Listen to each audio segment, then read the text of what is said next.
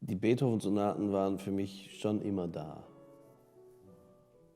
Die sind ja auch jetzt nicht irgendwas, was du entdecken musst, was irgendwie ein Geheimtipp ist. Denn die Beethoven-Sonaten sind einfach präsent. Ich erinnere mich natürlich, wie ich als junger Teenager Appassionata gespielt habe und wie krass das irgendwie war für mich. Und wie man, ohne dass es das mal, also ich habe es intellektuell noch nicht begriffen, aber auf einer gewissen Ebene habe ich verstanden, dass das ein Kosmos ist und dass das eine Welt ist für sich. Das ist nicht noch ein Stück, was man halt lernt, weil man gut Klavier spielt, sondern das ist mehr als das. Man kann die Beethoven-Sonaten nicht rein emotional verstehen. Es gibt natürlich eine starke emotionale Komponente in der Musik und am Ende ist sowieso alles emotional. Aber um diese Sonaten zu verstehen, muss man die Struktur verstehen, man muss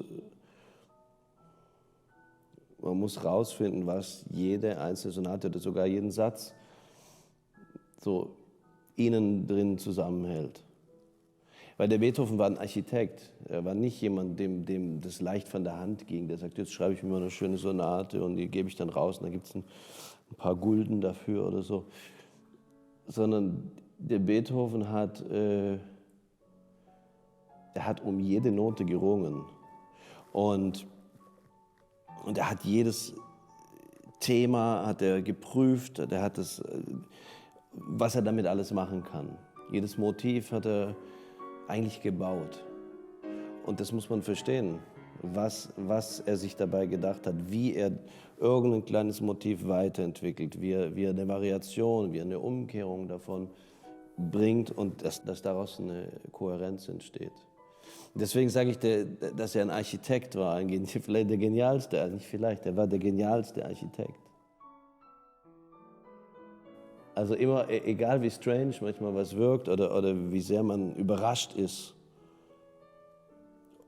von dem, was er bringt oder auch wie wenig man es manchmal nachvollziehen kann, man muss halt suchen.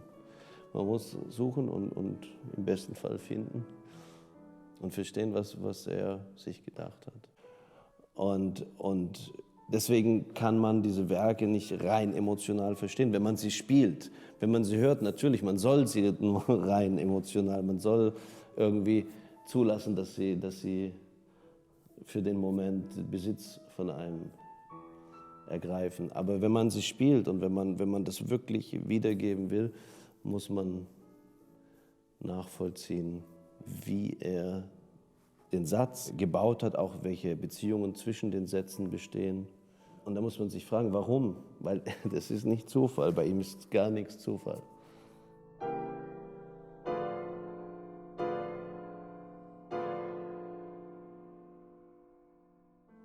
Beethoven ist immer aktuell gewesen und wird immer aktuell sein. Und natürlich ist heute, diese Musik ist aktuell, weil seine Idee von Musik war größer als nur seine Emotion, was er ausdrücken will, sondern in seiner Musik spiegelt sich die menschliche Seele, also diese Seele, die in uns allen wohnt.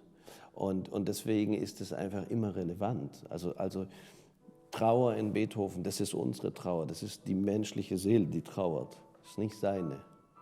Und deswegen, ich meine, dieses Werk, das ist ja irgendwo sein Werk.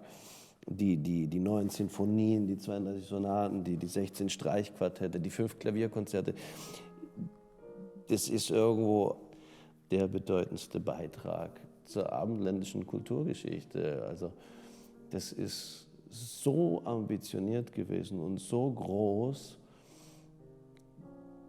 dass es sich von dieser Zeit losgelöst hat und dass es immer relevant ist.